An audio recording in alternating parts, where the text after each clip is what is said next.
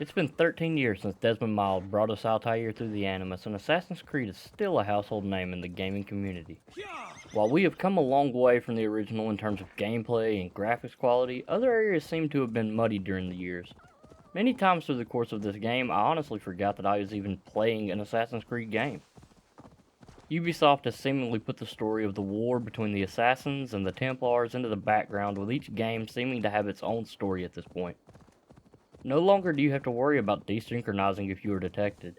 In fact, you can play this entire game without any sort of stealth whatsoever. Anyway, enough of my rambling on, let's get into the actual review. In time, all of England will know of Raven Clan and the glory we brought to that fractured land. So to England, glory and destiny. To England! To England! For Valhalla!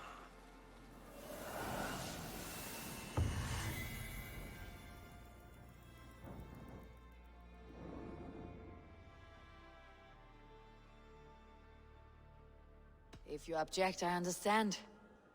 Let your father keep Chadvis riches. England will have riches and cargo enough for us. In Valhalla, you play as a hardy Viking named Eivor on a journey to secure a place for your clan in England.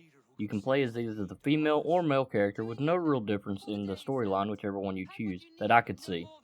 You can also let the Animus decide for you depending on the stronger genetic trait.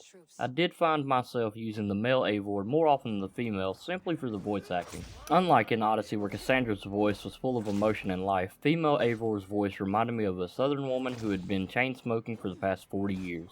The story itself gets a little bogged down at points, and repetition became my biggest enemy near the end.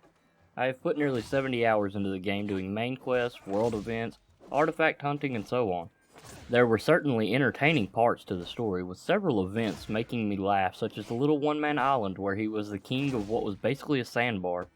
However, several times I felt that the game was bloated with stuff that had little to no impact on anything else that I was doing.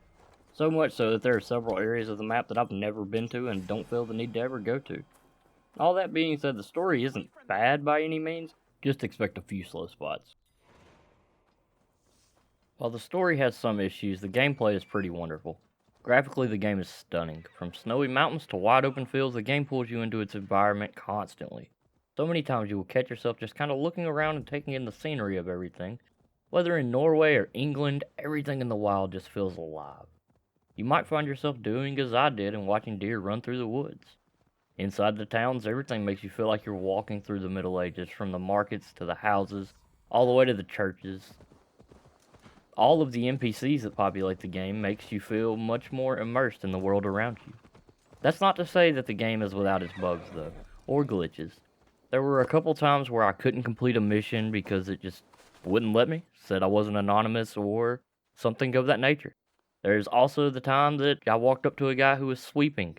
He was moving his hands, dust was flying from around his feet, but there was no broom in sight. Well, every game can't be without some kind of fault now, right? Especially with the way games are today. But I digress. If you want to wind down after a day of raiding, just go fishing, get a tattoo, or play a drinking game. Whatever your Viking heart desires. Valhalla also has a wide range of audio, from the wildlife to the waterfalls and everything in between. It will not be hard to get lost in the world around you during your playthrough. One area I really feel like the game lacked in was the combat. Every movement during a fight just almost kind of felt clunky. I mean, sure, you get some cool finishers when you kill someone, such as decapitation, stomping their heads in, or choking them out. But everything leading up to that point is just kind of heavy. Going from enemy to enemy also doesn't feel natural at all. It seems almost like the combat system was the last thing that was added. It really just felt like an Odyssey 2.0.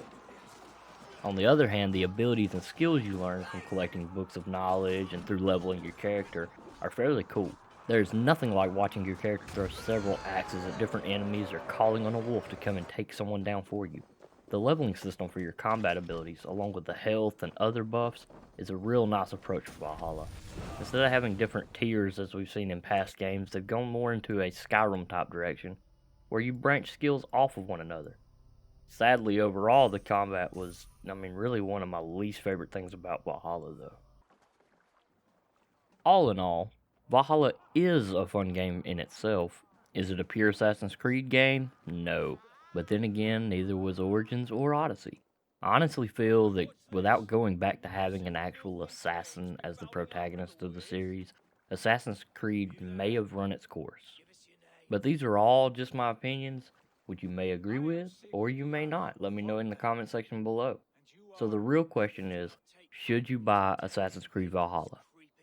If you're looking for an Assassin's Creed game that takes you back into being one with the shadows, assassinating people to find pieces of Eden, then no. But if you want a game with a pretty good storyline, skirmishes on open battlefields, raiding castles with your fellow Vikings while you're trying to make a new life for the Raven clan in England, then yeah, you should definitely give it a shot. If you like this video and would like to see more reviews from me, don't forget to hit those like and subscribe buttons. We'll see you next time. Until Valhalla.